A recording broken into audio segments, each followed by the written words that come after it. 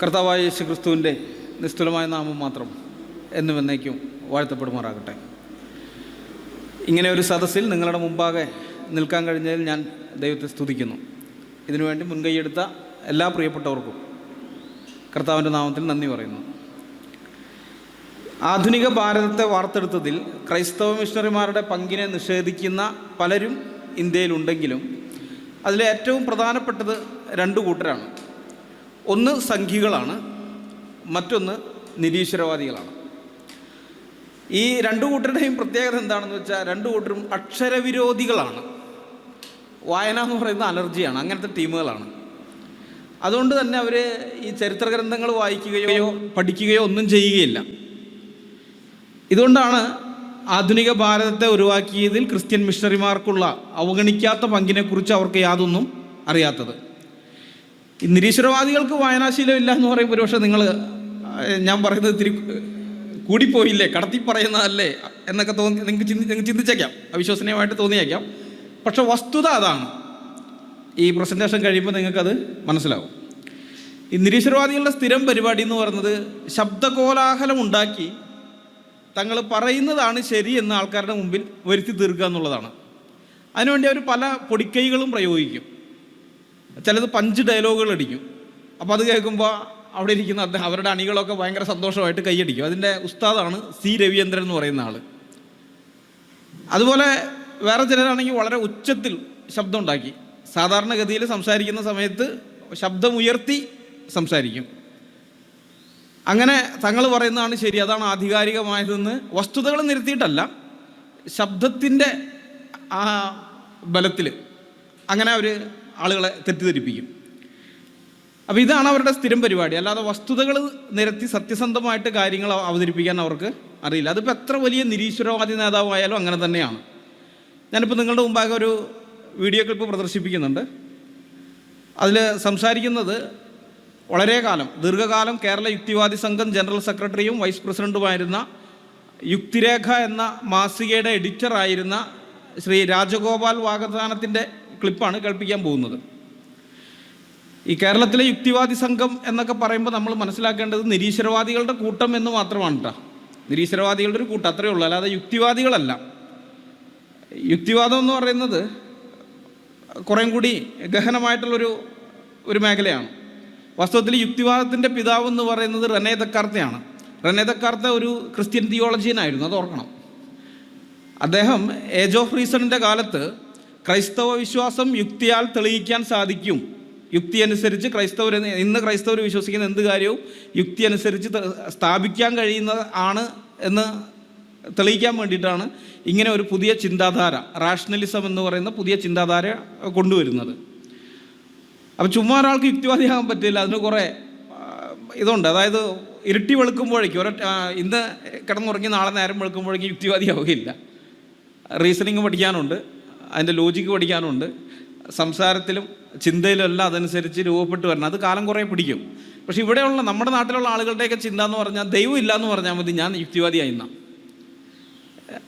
ദൈവം ഇല്ല എന്ന് പറഞ്ഞാൽ നിരീശ്വരവാദിയാവുന്നുള്ളൂ, യുക്തിവാദിയാവുകയില്ല. ആ തിരിച്ചറിവ് പോലും ഇവർക്കില്ല. ആ ഒരു യുക്തിബോധം പോലും ഇല്ലാതെ നടക്കുന്ന ആളുകളാണ് സ്വയം യുക്തിവാദികൾ എന്നിവർ വിശേഷിപ്പിക്കുന്നത്. ഞാനിപ്പോൾ കേൾപ്പിക്കാൻ പോകുന്ന ക്ലിപ്പ് ഏതാണെന്നുള്ളത് ഞാൻ ആദ്യം പറയാം. 2 കൊല്ലം മുൻപ് പാസ്റ്റർ അനിൽ കൊടിത്തോട്ടവും വേറെ കുറച്ച് ക്രൈസ്തവ അപ്പോളജിസ്റ്റുകളും അതുപോലെ ഈ രാജഗോപാൽ വാഗതാനവും വേറെ 2 നിരീശ്വരവാദികളും അങ്ങനെയായിട്ടൊരു പാനൽ ഡിബേറ്റ് നടന്നിരുന്നു. അപ്പോൾ ആ പാനൽ ഡിബേറ്റിൽ രാജഗോപാൽ വാഗതാനം ക്രൈസ്തവ മിഷണറിമാരെ കുറിച്ച് പറയുന്ന ഒരു ക്ലിപ്പാണ് നിങ്ങളെ കേൾപ്പിക്കുന്നത്. ഈ ക്ലിപ്പ് കേൾപ്പിച്ച് ഞാൻ മറുപടി പറയുമ്പോൾ നിരീശ്വരവാദികളുടെ ഭാഗത്തു നിന്ന് വരാനുള്ള ഒരു ആരോപണം എന്താണെന്ന് എനിക്ക് മുൻപേ മനസ്സിലാക്കാൻ പറ്റുക. കാരണം അവരായിട്ട് കുറേ നാളുകളായി നമ്മൾ ഈ ഇടപാട് നടത്തുന്നത്. അപ്പോൾ നമുക്കറിയാം എന്താ അവർ പറയാൻ പോകുന്നതെന്നുള്ളത്. അന്നത്തെ സംവാദത്തിൽ അൽക്കൊടിത്തോട്ടത്തിനും കൂട്ടർക്കും മറുപടി പറയാൻ സാധിച്ചില്ല. അവർക്ക് മറുപടി ഇല്ലാത്തതുകൊണ്ടാണ് ഇപ്പോൾ അനിൽ മറുപടിയുമായിട്ട് വന്നത് എന്നായിരിക്കും ഇവർ പറയുക. അതൊരു മനഃശാസ്ത്രതന്ത്രം കൂടിയാണ്. കാരണം അന്ന് ആ ഡിബേറ്റ് നടത്തിയ അൽക്കൊടിത്തോട്ടം പാസ്റ്റർ അടക്കമുള്ള ക്രൈസ്തവ അപ്പോളജിസ്റ്റുകളും ഞാനും തമ്മിൽ തെറ്റണം എന്നുള്ള ഉദ്ദേശത്തിലാണ് അത് ചെയ്യുന്നത്.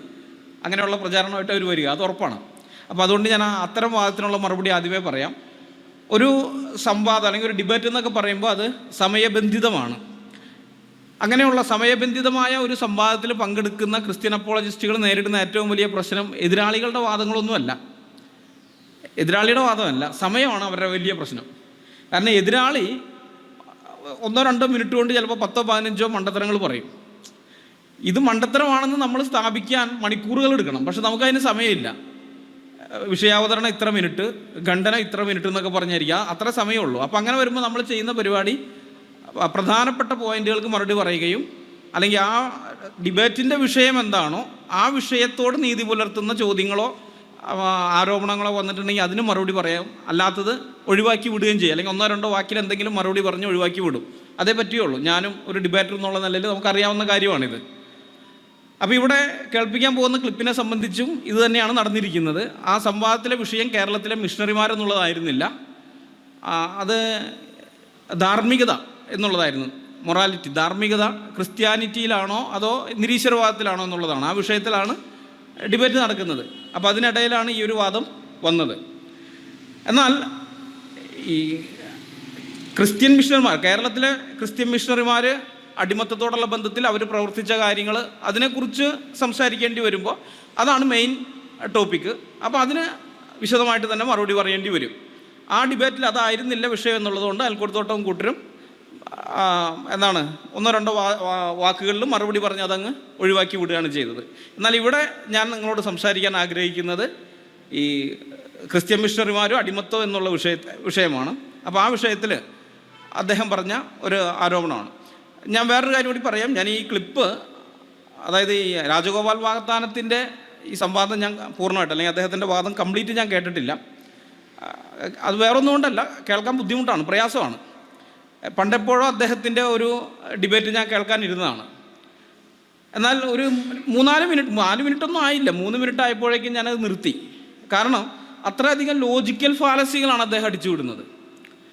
ഇവർ യുക്തിവാദികളെന്നൊക്കെ പറയും. യുക്തിവാദികളുടെ സംസാരത്തിലൊന്നും ഒരിക്കലും ലോജിക്കൽ ഫാലസി വരാൻ പാടില്ലാത്തതാണ്.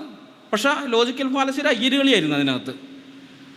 അപ്പോൾ അത് കേട്ട് കഴിഞ്ഞപ്പോൾ ഞാൻ വിചാരിച്ചത് യുക്തിവാദി സംഘം ജനറൽ സെക്രട്ടറിയാണ്, വൈസ് പ്രസിഡൻ്റ് ആയിരുന്ന ആൾ, യുക്തിരേഖ എന്ന് പറഞ്ഞ മാസികയുടെ എഡിറ്ററായിരിക്കുന്ന ആൾ, ഇത്രമാത്രം ന്യായവൈകല്യങ്ങൾ അല്ലെങ്കിൽ തർക്കാഭാസങ്ങൾ, ലോജിക്കൽ ഫാലസികൾ പറയുകയാണ്. അപ്പോൾ അത് കേൾക്കാൻ താല്പര്യമില്ലാത്തതുകൊണ്ട് ഒഴിവാക്കി വിട്ട്. ഈ ക്ലിപ്പ്, ഇപ്പോൾ നിങ്ങളെ കേൾപ്പിക്കാൻ പോകുന്ന ക്ലിപ്പ് പോലും ഒരു സഹോദരൻ എന്നെ വിളിച്ചിട്ട് പറഞ്ഞു, ഇങ്ങനൊരു കാര്യം മിഷണറിമാരെ കുറിച്ച് പറഞ്ഞിട്ടുണ്ട്, അതിനൊരു വീഡിയോ ചെയ്യണം എന്ന് പറഞ്ഞ് എന്നെ വിളിച്ച് പറഞ്ഞപ്പോൾ ഞാൻ പറഞ്ഞു, ആ ടൈം ഒന്ന് പറഞ്ഞാൽ മതി, എവിടെയാണ് അദ്ദേഹം അങ്ങനെ പറഞ്ഞിരിക്കുന്ന സമയം പറഞ്ഞാൽ ആ ഭാഗം മാത്രം ഞാൻ കേട്ടത് കട്ട് ചെയ്തെടുക്കാം, മൊത്തം അദ്ദേഹത്തിൻ്റെ ഇത് കേൾക്കാൻ അതിനുള്ള ത്രാണി എനിക്കില്ല എന്ന് പറഞ്ഞ്. അപ്പോൾ അദ്ദേഹം സമയം പറഞ്ഞു, ആ സമയമാണ് ഞാൻ കട്ട് ചെയ്തെടുത്തത്. അപ്പോൾ ഇതിൻ്റെ അകത്ത് ഇപ്പോൾ നിങ്ങൾ ഈ കേൾക്കാൻ പോകുന്ന ക്ലിപ്പിനകത്ത് പലവിധമായ തന്ത്രങ്ങൾ, സംവാദത്തിൻ്റെ ഇടയിൽ ഇവർ ഉപയോഗിക്കുന്ന തന്ത്രങ്ങൾ, ആ തന്ത്രങ്ങളിൽ പലതും ലോജിക്കൽ ഫാലസികളുമാണ്. ഇതെല്ലാം നിങ്ങൾ ഇപ്പോൾ കേൾക്കും. ഈ പ്രധാനമായിട്ട് അദ്ദേഹം ഉപയോഗിച്ചിരിക്കുന്ന ഒരു തന്ത്രം എന്ന് പറയുന്നത് ഗിഷ് ഗാലപ്പ് എന്ന് പറയുന്ന ഒരു തന്ത്രമുണ്ട്. അത് വെച്ചോളൂ. ഈ ഗിഷ് ഗാലപ്പ് എന്ന് പറയുന്നത് കൃത്യതയോ സാധുതയോ പ്രസക്തിയോ ഒട്ടും പരിഗണിക്കാതെ അവ്യക്തമായ ഒട്ടനവധി വാദങ്ങൾ ഒരേ സമയം നിരത്തി എതിരാളിയെ ഉത്തരം മുട്ടിക്കുന്ന ഒരു സംവാദതന്ത്രമാണ്.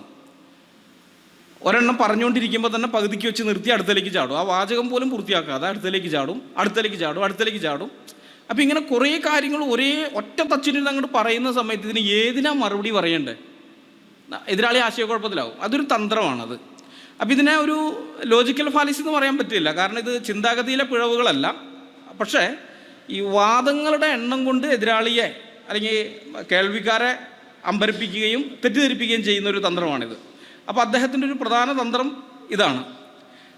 അപ്പം ഞാൻ ഈ ഗിഷ് ഗാലപ്പിനെ കുറിച്ച് നിങ്ങളോട് സംസാരിക്കുന്ന സമയത്ത് നിങ്ങളുടെ മുമ്പാകെ ഇത് തെളിവ്, ഞാൻ ഈ ചുമ്മാ പറഞ്ഞതല്ല, ഇത് വസ്തുതാപരമാണെന്ന് തെളിയിക്കാൻ വേണ്ടിയിട്ട് ഞാൻ ജെമിനിയോട്, AI ഞാൻ ചോദിച്ചു, ഇതിനെക്കുറിച്ചൊന്ന് പറഞ്ഞു തരുമോ എന്നുള്ളത് ചോദിച്ചപ്പോൾ AI പറഞ്ഞ കാര്യമാണിത്. ഇത് ഇങ്ങനെ ഒരു തന്ത്രം കൊണ്ട് വരുന്ന സമയത്ത് നമ്മൾ അവരെ നേരിടുക എന്ന് പറഞ്ഞാൽ വളരെ പ്രയാസമാണ്. കാരണം അവർ 1 മിനിറ്റ് കൊണ്ട് 10 നുണകൾ പറയും. ആ 10 നുണകൾ തിരുത്താൻ നിങ്ങൾ 10 മണിക്കൂർ ചിലവാക്കേണ്ടി വരും. മനസ്സിലായി? 1 മിനിറ്റിനിടയിൽ ഒരു വാചകത്തിൽ നിന്ന് അടുത്തേക്ക് ചാടുകയാണ്, അടുത്തേക്ക് ടപ്പയെന്ന് പോകും.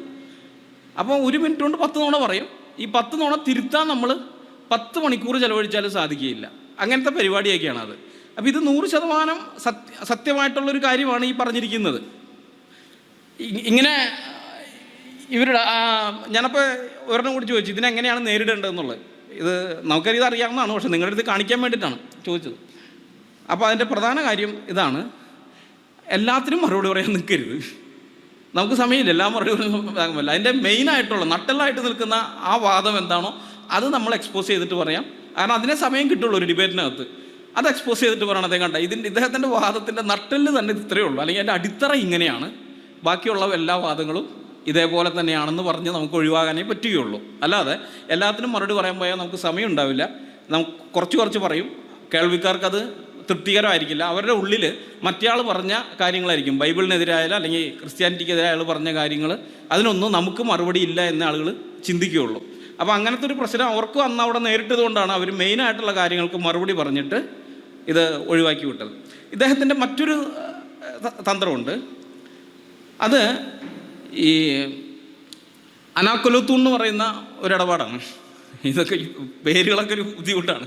അനാക്കൊലത്തു എന്ന് പറയുന്നത് വാക്യഘടനയിലുള്ളൊരു പ്രശ്നമാണ്. അതായത് ഇത് ഒരു ലോജിക്കൽ ഫാലസി എന്ന് പറയാൻ പറ്റില്ല, വ്യാകരണപരമായിട്ടുള്ളൊരു തന്ത്രമാണ്.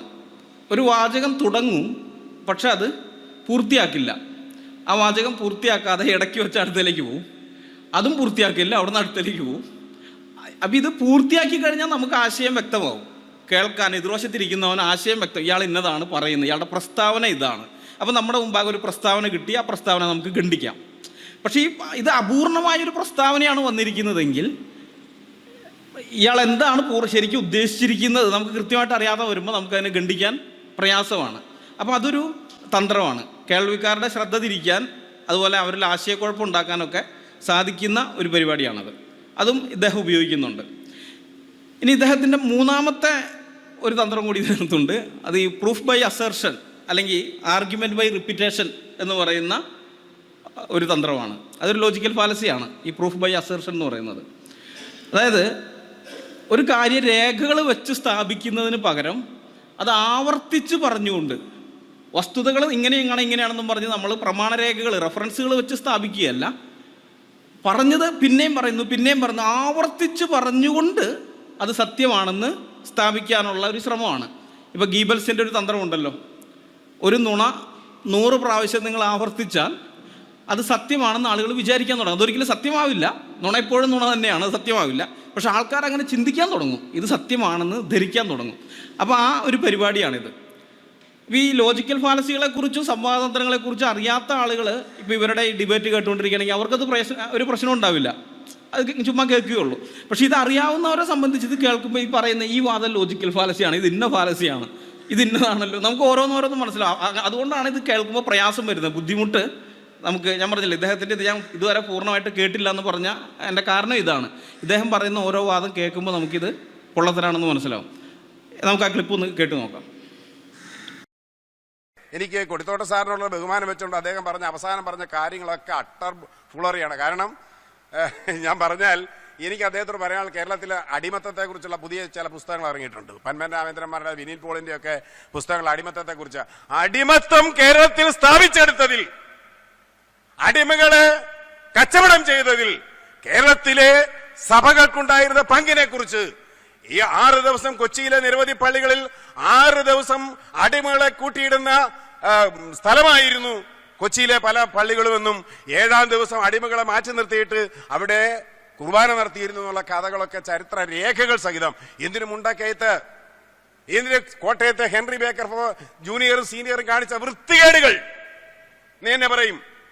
കേരളത്തിലെ പറയ പുലിയ സമുദായങ്ങളെ അവർ പേടിച്ചോടി, തെക്കൻ കേരളത്തിൽ നിന്ന് പേടിച്ചോടി മുണ്ടക്കയത്ത് വന്നിട്ട് അവരുടെ പുറകെ വന്ന് അവരെ അടിമകളാക്കി അവരുടെ കൈയും കാലും കെട്ടി ഇട്ടുകൊണ്ട് തന്നെ തോട്ടങ്ങളിൽ പണിയെടുപ്പിച്ചത് ഇതേ ഹെൻറി ജൂനിയറും സീനിയറുമായിരുന്നുവെന്നും അവർക്ക് വേണ്ടി പഠിത്ത വീട് എന്ന് പറഞ്ഞ് CMS കോളേജ് ഉണ്ടാക്കിയിട്ട് 4-ാം ക്ലാസ്സിനപ്പുറത്തേക്ക് ഒരു വലിയ കുട്ടിയും പഠിക്കാൻ പാടില്ല എന്ന് പറഞ്ഞ ആളാണ് ഹെൻറി എന്ന് നിങ്ങൾ പഠിക്കണം.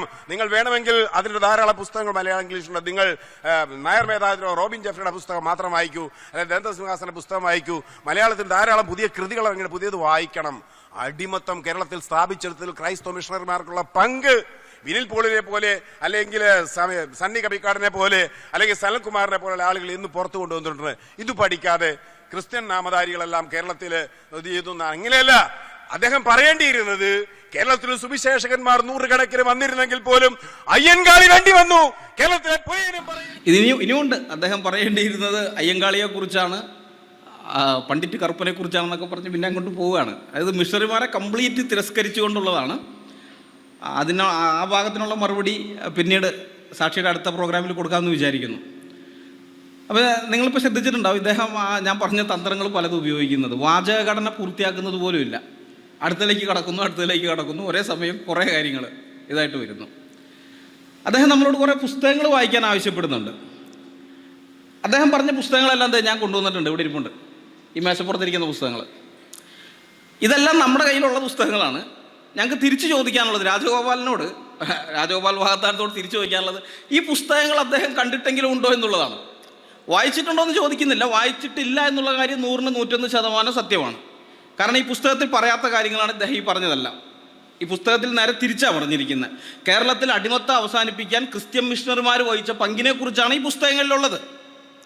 അതാണ് ഇതിനകത്ത് പറഞ്ഞിരിക്കുന്നത്. പക്ഷെ അദ്ദേഹം നേരെ തിരിച്ചാ പുസ്തകങ്ങളുടെ പേര് പറഞ്ഞിട്ട്, എഴുത്തുകാരുടെ പേര് പറഞ്ഞിട്ട്, അതിൽ തന്നെ ചരിത്രകാരന്മാരല്ലാത്തവരുടെ പേരൊക്കെ പറയുന്നുണ്ട്. ചുമ്മാ അതൊരു ലോജിക്കൽ ഫാലസിയാണത്. ആളുകളുടെ പേരൊക്കെ അടിച്ചു വിടുന്നു. പുസ്തകങ്ങൾ പോലും കംപ്ലീറ്റ് പറയുന്നില്ല. നായർ മേധാവിത്വത്തിൻ്റെ പതനം എന്നുള്ള പുസ്തകത്തിൻ്റെ പേര് പോലും പറയാം. നായർ മേധാവി പോലല്ല, മേധാരാന്നൊക്കെ പറയുന്നേ ഉള്ളൂ. ഇതെല്ലാം ഓരോ തന്ത്രമാണ് ഇവരുടെ. ഈ സംവാദത്തിന് ഇവർ ഉപയോഗിക്കുന്ന ഇവരുടെ ഓരോ തന്ത്രമാണ്. ഇദ്ദേഹം പറഞ്ഞതിൽ ഒരെണ്ണം മാത്രമാണ് അർദ്ധസത്യമുള്ളത്. അതിൻ്റെ പകുതി സത്യമാണ്, ബാക്കിയല്ല. ബാക്കിയുള്ളതെല്ലാം അസത്യങ്ങളുമാണ്. അപ്പോൾ നമുക്ക് ഈ അർദ്ധസത്യം എന്താണെന്ന് നോക്കാം. അടുത്ത ക്ലിപ്പൊന്ന് കേൾപ്പിച്ചുകൊണ്ട്. എനിക്ക് കൊടിത്തോട്ട സാറിനുള്ള ബഹുമാനം വെച്ചുകൊണ്ട് അദ്ദേഹം അവസാനം പറഞ്ഞ കാര്യങ്ങളൊക്കെ അട്ടർ ഫുളറിയാണ്. കാരണം ഞാൻ പറഞ്ഞാൽ എനിക്ക് അദ്ദേഹത്തോട് പറയാൻ കേരളത്തിലെ അടിമത്തത്തെക്കുറിച്ചുള്ള പുതിയ ചില പുസ്തകങ്ങൾ ഇറങ്ങിയിട്ടുണ്ട്. പന്മൻ രാമേന്ദ്രന്മാരുടെ, വിനീത് പോളിന്റെ ഒക്കെ പുസ്തകങ്ങൾ അടിമത്തത്തെക്കുറിച്ച്.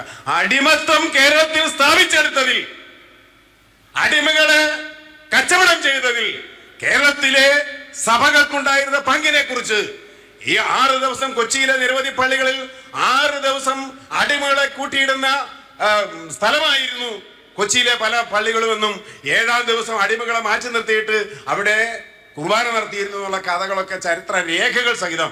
എന്തിനു മുണ്ടക്കയത്ത് പിന്നെ അടുത്തേക്ക് പോയി. അത് രേഖകൾ സഹിതം തെളിയിച്ചിട്ടുണ്ടെന്നാണോ തെളിയിച്ചില്ല എന്നാണോ? രേഖകൾ സഹിതം തെളിയിച്ചിട്ടുണ്ടെന്നാണോ പറഞ്ഞത്, തെളിയിച്ചിട്ടില്ല എന്നാണോ? രണ്ടും പറഞ്ഞില്ല പുള്ളി. പറയാതെ അടുത്തേക്ക് പോയി. ഇനി മുണ്ടക്കയത്ത് കോട്ടയം എന്നും പറഞ്ഞ് അങ്ങോട്ടേക്ക് പോകണം. അവിടെയല്ല, അവിടെ നിർത്തിയിട്ട് അപ്പം തന്നെ CMSലേക്ക് പോകണം. പിന്നെ CMSലേക്ക് അടുത്ത വാചകത്തിലേക്ക് പോകുന്നു. ഞാൻ പറഞ്ഞില്ല, ഇതൊരു തന്ത്രമാണ്, സംവാദതന്ത്രമാണ്. മാത്രമല്ല അദ്ദേഹത്തിൻ്റെ ശബ്ദം അട്ടഹാസം പോലെ ഉയരുന്നത് നിങ്ങൾ ശ്രദ്ധിച്ചോ? ഇതേ ഒച്ച ഉണ്ടാക്കിയിട്ട് ഈ കാര്യം ഞാൻ പറയുന്നത് വസ്തുതയാണ്, സത്യമാണ് തെളിയിക്കാനുള്ള ശ്രമം, അല്ലാതെ ഒരു രേഖയും നിരത്തുന്നില്ല. അപ്പോൾ അദ്ദേഹം പറയുന്നത് അടിമകളെക്കുറിച്ചുള്ള, കേരളത്തിലുണ്ടായിരുന്ന അടിമത്തത്തെക്കുറിച്ച് പുതിയ ചില പുസ്തകങ്ങൾ ഇറങ്ങിയിട്ടുണ്ട്. ആ പുസ്തകങ്ങളിലെ പഠനങ്ങൾ പ്രകാരം 6 ദിവസം കൊച്ചിയിലെ നിരവധി പള്ളികൾ അടിമകളെ പൂട്ടിയിടുന്ന സ്ഥലങ്ങളായിരുന്നു. 7-ാം ദിവസം അടിമകളെയൊക്കെ മാറ്റി അവിടെ കുർബാന നടത്തുകയായിരുന്നു. അതൊക്കെ ചരിത്രരേഖകൾ സഹിതം ഇപ്പോൾ പുതിയ പുസ്തകങ്ങളിലൂടെ പുറത്തു വന്നിട്ടുണ്ടെന്നാണ് അദ്ദേഹം പറഞ്ഞത്. ഇവർ ഈ ഒച്ച, അതാ സാധാരണഗതിയിലല്ല പറയുന്നത്, ഒച്ച ഉയർത്തിയിട്ട് അട്ടഹസിച്ചുകൊണ്ട് പറയാണ്. ഈ നിരീശ്വരവാദികളുമായിട്ട് നിങ്ങൾ സംസാരിക്കുമ്പോൾ എപ്പോഴൊക്കെ അവർ ഒച്ച ഉയർത്തി സംസാരിക്കുന്നുണ്ടോ അപ്പം മനസ്സിലാക്കിക്കൊള്ളണം അവൻ ആ പറയുന്നത് കള്ളമാണ്. നിരീശ്വരവാദികളുമായിട്ട് നിങ്ങൾ തർക്കത്തിലോ വാദത്തിലോ ഏർപ്പെടുമ്പോൾ എപ്പോഴൊക്കെ അവർ ശബ്ദം ഉയർത്തുന്നുണ്ടോ അപ്പം മനസ്സിലാക്കിക്കോ ഇത് അട്ടർ ഫൂളിഷ്നെസ് ആണ് ഈ പറയുന്നത്, അല്ലെങ്കിൽ പച്ച നുണയാണ്, പച്ച കള്ളമാണ്. അത് നമ്മളെ സ്ഥാപിക്കാൻ വേണ്ടി, ബോധിപ്പിക്കാൻ വേണ്ടിയിട്ട് ഒച്ച ഉണ്ടാക്കുന്നതാണ്. അതിനകത്ത് യാതൊരു കഴമ്പും ഇല്ല എന്നുള്ളത് നിങ്ങൾ മനസ്സിലാക്കണം. അപ്പം ഇദ്ദേഹം പറഞ്ഞത് എന്താണ്? കേരളത്തിൽ അടിമകളെ കച്ചവടം ചെയ്തതും അടിമത്തം കേരളത്തിൽ സ്ഥാപിച്ചെടുത്തതും ഒക്കെ ക്രിസ്ത്യ സഭകളാണ്. അപ്പോൾ ഇത് പുതിയ പഠനങ്ങൾ വഴി ഇപ്പോൾ പുറത്തു വന്നിരിക്കുന്നു. ഇതിൻ്റെ വസ്തുതകൾ നമ്മൾ നോക്കിയാൽ കൊച്ചിയിലെ നിരവധി പള്ളികൾ ഇങ്ങനെ ചെയ്തിട്ടുണ്ടോ? നിരവധി പള്ളികൾ, ഇദ്ദേഹം അങ്ങനെയാണല്ലോ പറഞ്ഞത്, നിരവധി പള്ളികൾ എന്നാണ് പറഞ്ഞത്. അടിമകളെ പൂട്ടിയിടുന്ന സ്ഥലങ്ങളായിരുന്നോ? അല്ല, അങ്ങനെ ഒരു പുസ്തകത്തിലും ഇല്ല, അതില്ല. എന്നാൽ ഒരു പള്ളിയിൽ അങ്ങനെ ചെയ്തിട്ടുണ്ട്, അത് വസ്തുതയാണ്. ഒരു പള്ളിയിൽ, ഫോർട്ട് കൊച്ചിയിലെ ഒരു പള്ളിയിൽ, അത് ആംഗ്ലോ ഇന്ത്യൻസിൻ്റെ പള്ളിയായിരുന്നു, അവരങ്ങനെ ചെയ്തതായിട്ടുള്ള ഒരു രേഖയുണ്ട്. അപ്പോൾ അതിനെയാണ് ഇദ്ദേഹം നിരവധി പള്ളികളാക്കിയിട്ട് അവതരിപ്പിച്ചത്. ഇനി ഈ ഒരു പള്ളിയിൽ ഇങ്ങനെ ചെയ്തിട്ടുള്ള ഈ കാര്യം അതിപ്പോൾ പുതിയ പഠനങ്ങൾ വഴി വെളിയിൽ വന്നാണോ എന്ന് വെച്ചാൽ അല്ല, ഇപ്പോഴൊന്നല്ല, ഇതിന് മുമ്പേ ഉണ്ട്. ഇപ്പോൾ 1983 ആദ്യ പ്രതി ഇറങ്ങുന്ന ഇതാണ് ജാതി വ്യവസ്ഥയും കേരളീയ ചരിത്രവും, പി കെ ബാലകൃഷ്ണൻ്റെ 1983 ഇറങ്ങിയതാണ്. ആ പുസ്തകത്തിനകത്ത് അദ്ദേഹം പറഞ്ഞത് അതിൻ്റെ 183 പേജിൽ, ഡച്ചുകാരുടെ കാലത്ത് ഞായറാഴ്ച ഒഴിച്ചുള്ള ദിവസങ്ങളിൽ ഫോർട്ട് കൊച്ചിയിലെ പള്ളി തട്ടിക്കൊണ്ടുവന്നവരോട് വാങ്ങിയവരും അതല്ലാതെ അധീനത്തിലായവരുമായ നാട്ടുകാരെ അടിമകളായി കയറ്റുമതി ചെയ്യുന്നതിനുള്ള ഗോഡൗണായിട്ടാണ് ഉപയോഗിച്ചിരുന്നതെന്ന് കാണുന്നു. പി കെ ബാലകൃഷ്ണൻ, ജാതി വ്യവസ്ഥയും കേരളീയ ചരിത്രവും, പേജ് 153. അപ്പം ഇത് പുതിയ കണ്ടെത്തലൊന്നുമല്ല, വിലിൽ പോളോ അല്ലെങ്കിൽ ഇക്കാലത്തെ ചരിത്രകാരന്മാർ ആരെങ്കിലും കണ്ടെത്തിയതല്ല, 1983 ഇനി പി കെ ബാലകൃഷ്ണന് ഈ വിവരം എവിടെ നിന്നാണ് കിട്ടിയത്? അതും അദ്ദേഹം പറയുന്നുണ്ട്. അത് ഡോക്ടർ ഫ്രാൻസിസ് ഡേ എഴുതിയ the land of the Perumals or Cochin it's past and it's present എന്ന് പറയുന്നൊരു പുസ്തകമുണ്ട്. അദ്ദേഹം കൊടുത്തിരിക്കുക, പി കെ ബാലകൃഷ്ണൻ കൊടുത്ത reference land of the Perumals ആണ്. ലാൻഡ് ഓഫ് ദ പെരുമാൾസിൻ്റെ 183, 184 പേജ് എന്നും പറഞ്ഞ് കൊടുത്തിട്ടുണ്ടെങ്കിലും ഇത് ഈ ലാൻഡ് ഓഫ് പെരുമാൾസ് എന്ന് പറയുന്ന പുസ്തകം ഇൻ്റർനെറ്റിൽ നിന്ന് നമുക്ക് സൗജന്യമായിട്ട് ഡൗൺലോഡ് ചെയ്തെടുക്കാൻ പറ്റും. ഞാൻ ഡൗൺലോഡ് ചെയ്തെടുത്തിട്ടുണ്ട്, സൗജന്യമായിട്ടിത് കിട്ടും. പക്ഷേ ഇൻ്റർനെറ്റിൽ നിന്ന് ഡൗൺലോഡ് ചെയ്തെടുക്കുന്നതിൽ പേജ് നമ്പർ വേറെയാണ്. പി കെ ബാലകൃഷ്ണൻ റെഫർ ചെയ്ത പുസ്തകമല്ല ഇൻ്റർനെറ്റിൽ അപ്ലോഡ് ചെയ്തിരിക്കുന്നത്, അത് വേറെ ആരോ അപ്ലോഡ് ചെയ്തിരിക്കുന്നത്, അത് അദ്ദേഹം നോക്കിയതല്ല. അപ്പോൾ ഇൻ്റർനെറ്റിൽ നമുക്ക് കിട്ടുന്ന ആ പേജ് നമ്പർ 171 പേജാണ്. 171 പേജിൽ ഫുട് നോട്ടായിട്ട് ഫ്രാൻസിസ് ഡേ ഈ കാര്യം പറയുന്നുണ്ട്. ഫുട് നോട്ടിൽ പറയുന്നത്, report says that the church was occupied as a slave godown on special emergencies and that on week days when the sacred edifice was not required for religious purpose, it was employed to keep those unfortunate creatures in who had usually been carried off by the Maplas and sold to the Dutch who shipped them to Ceylon, Batavia and Cape and other places. അതായത് ഇങ്ങനെയാണ്, പ്രത്യേകമായ അടിയന്തര സാഹചര്യങ്ങളിൽ ആ പള്ളി, അതായത് കൃത്യമായിട്ടൊരു പള്ളിയാണ് ചൂണ്ടിക്കാണിച്ചിട്ട് പറയുന്നത്. പ്രത്യേകമായ അടിയന്തര സാഹചര്യങ്ങളിൽ ആ പള്ളി അടിമകളെ സൂക്ഷിക്കുന്ന ഗോഡൗണായി ഉപയോഗിച്ചിരുന്നു എന്നും മതപരമായ കാര്യങ്ങൾക്ക് ആവശ്യമില്ലാതിരുന്ന ആഴ്ചയിലെ സാധാരണ ദിവസങ്ങളിൽ, അതായത് ഞായറല്ലാത്ത മറ്റു ദിവസങ്ങളിൽ മാപ്പിളമാർ തട്ടിക്കൊണ്ടുപോയി ഡച്ചുകാർക്ക് വിറ്റിരുന്ന നിർഭാഗ്യവാന്മാരായ ആ മനുഷ്യരെ പള്ളിയിൽ പൂട്ടിയിട്ടിരുന്നു എന്നുമാണ് റിപ്പോർട്ടുകൾ സൂചിപ്പിക്കുന്നത്. ഡച്ചുകാർ ഇവരെ സിലോൺ എന്ന് പറയുന്നത് നമുക്കറിയാം, ശ്രീലങ്ക, സിംഹളം, ബറ്റാവിയ എന്ന് പറയുന്നത് ഇന്തോനേഷ്യയിലാണ്, ജക്കാർത്തയുടെ പഴയ പേരാണ്.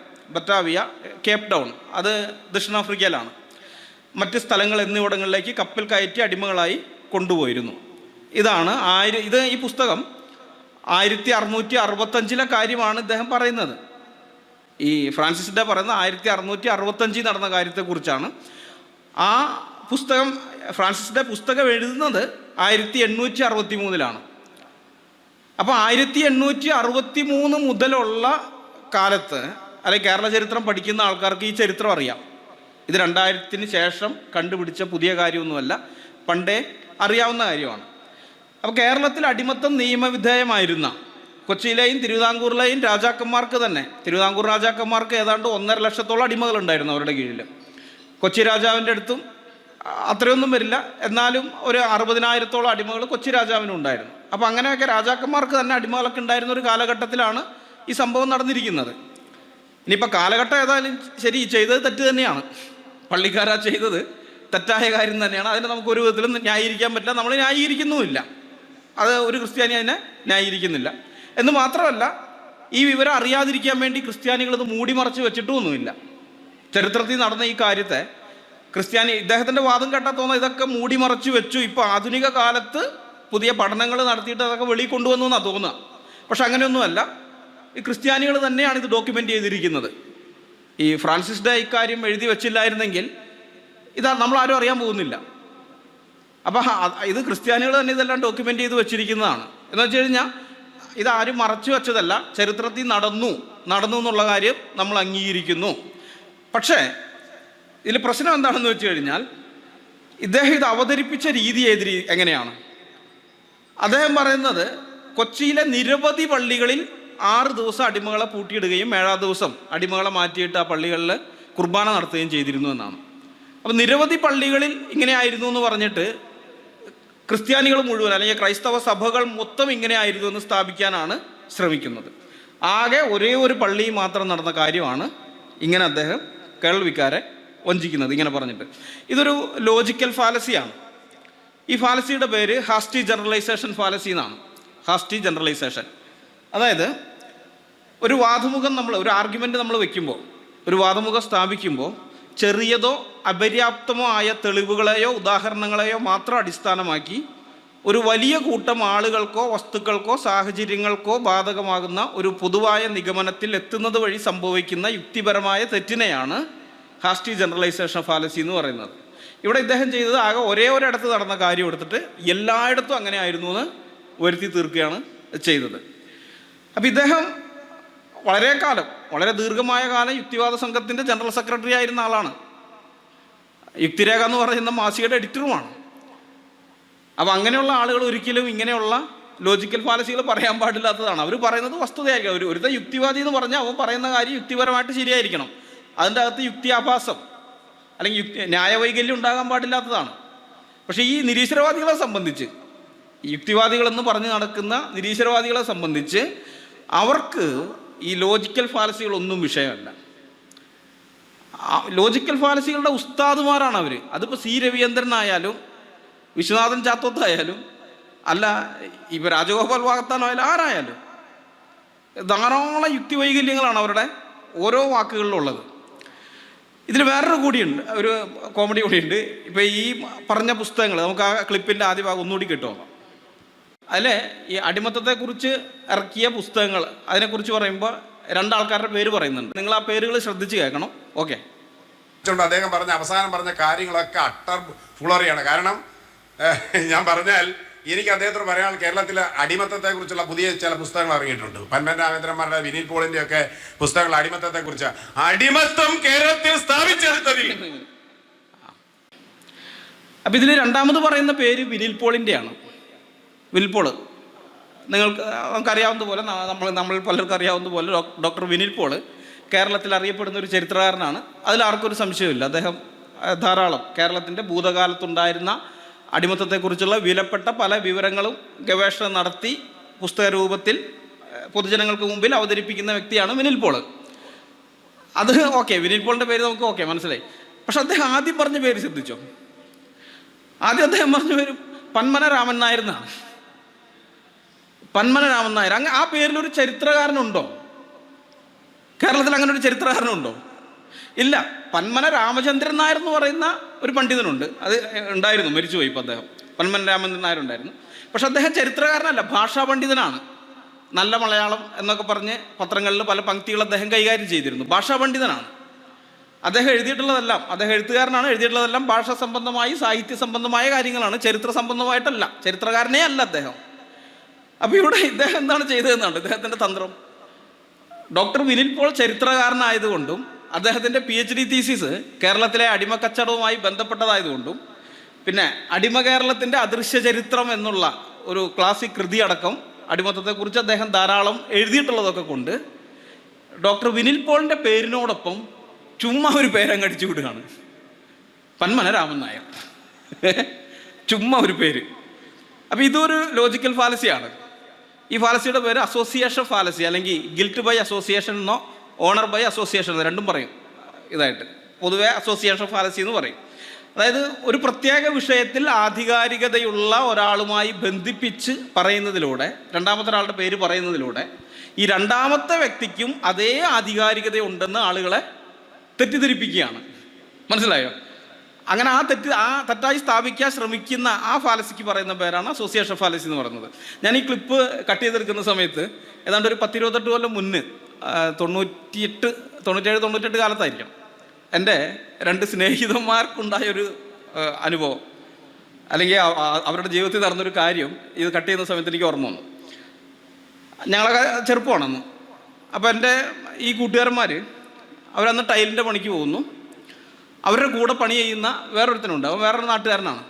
അപ്പോൾ ഒരു ഞായറാഴ്ച അവൻ എൻ്റെ ഈ 2 സ്നേഹിതന്മാരെ വിളിച്ചു, നമുക്ക് ഞായറാഴ്ച ഒരുമിച്ച് കൂടാം, വെള്ളടിയൊക്കെയാണ്. അങ്ങനെ എൻ്റെ ഈ 2 കൂട്ടുകാർ പോയി. അവർ ചെന്ന്, അപ്പോൾ അവൻ അവിടെ നാട്ടിലുള്ള അവൻ്റെ സുഹൃത്തുക്കളെയും കുറച്ച് പേരെയൊക്കെ വിളിച്ചിട്ടുണ്ട്. ഇവരെല്ലാം പിന്നെ വെള്ളടിച്ച് നല്ല കമ്പനി ഓടിക്കൊണ്ടിരിക്കുമ്പോൾ എന്തോ പറഞ്ഞ് ഇവർ തമ്മിൽ വഴക്കായി. അതായത് എൻ്റെ 2 സ്നേഹിതന്മാരും അവിടുത്തെ ഈ നാട്ടുകാരിലുള്ള ഒരുത്തരുമായിട്ട് എന്തോ പറഞ്ഞു, 1-2 പറഞ്ഞ് വെള്ളടിച്ചിരിക്കുകയാണല്ലോ, എന്തോ പറഞ്ഞ് വഴക്കായി. അത് ഇത്തിരി ശബ്ദമൊക്കെ അങ്ങ് കയറി ഇതൊക്കെയായി വന്നു കഴിഞ്ഞപ്പോൾ അവന്മാർക്ക് ഇവരെ തല്ലണം, എൻ്റെ ഈ കൂട്ടുകാരന്മാരെ അവർക്ക് തല്ലണം. അപ്പം ഇവർക്കും മനസ്സിലായി അടി കിട്ടുന്നുള്ള കാര്യം ഉറപ്പാണ്. അപ്പോൾ മറ്റവന്മാരപ്പോൾ അവർ നാട്ടുകാരാണ്, ഇവർ പുറമേ നിന്ന ആൾക്കാരാണ്, അവരാണെങ്കിൽ ആ നാട്ടുകാരാണ്. അപ്പോൾ കാര്യം പോക്കാന്ന് മനസ്സിലായി. അപ്പോൾ അവർ തല്ലാൻ വേണ്ടി വട്ടം കൂട്ടിയപ്പോൾ എൻ്റെ കൂട്ടുകാരിൽ ഒരുത്തം പറഞ്ഞു, ഞങ്ങൾ ആരാണെന്ന് നിങ്ങൾക്ക് അറിഞ്ഞുകൂടാ, ഞങ്ങളുടെ ദേഹത്ത് കൈവച്ച ഞങ്ങളിവിടെ തമ്മന ഷാജിയെയും കല്ലറ ഗോപനെയും ഇറക്കും എന്ന് പറഞ്ഞു. അപ്പം ഇത് കേട്ടിപ്പോൾ അവർ തല നിന്നവരൊന്ന് സ്തംഭിച്ചു പോയി. ഇപ്പോഴല്ല 10-28 കൊല്ലം മുമ്പത്തെ കാര്യം ഈ പറയുന്നത്. അപ്പോൾ അന്ന് ഈ തമ്മന ഷാജി എന്നുള്ള പേരൊക്കെ ഒരുവിധം അറിയപ്പെട്ടു വരുന്നുള്ളൂ. ഇന്ന് മിക്ക ആൾക്കാർക്കും അറിയാം തമ്മന ഷാജി ആരാണെന്നുള്ളത്, അന്ന് അത്രയില്ല.